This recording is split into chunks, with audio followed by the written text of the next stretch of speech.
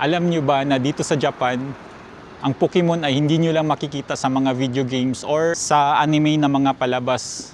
Makikita mo din sila sa mga kalsada. Tulad na lang halimbawa dito sa Seto City, sakop ng Aichi Prefecture. Dito mo siya matatagpuan sa harap mismo ng main entrance ng Setogora Museum. Ang Pokemon manhole cover or tinatawag nilang Pokemon lid or Poki lid in short ay may design ng Torracat at Magmar. Ito yung mga parihong fire type Pokemon. Si Torracat or tinatawag nila ditong Nyahito, ito yung Japanese character niya, Nyahito. Nakasulat dito Nyahito.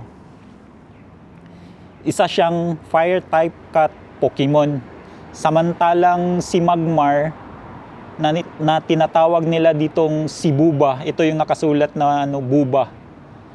Japanese character, Buba. Isa naman siyang classic fire type Pokemon known for its flame body. At hindi ito isang random choice lang mga ma'am sir. Ang Seto kasi ay tinaguri ang the city of ceramics ng bansang Japan at kilala for more than 1,000 years for its pottery culture. At ang ceramics dito, ginagawa nila sa sobrang init na pugon. Kaya fire type Pokemon ang napili kasi simbolo ito ng apoy na bumubuhay sa sining ng lungsod. Parte ito ng national project ng Pokemon Company para hikayatin ang mga tao na mag-explore sa iba't ibang lugar dito sa Japan. Kaya next time, kung maglalakad ka dito sa Seto, huwag ka lang sa harap mo kung tumingin.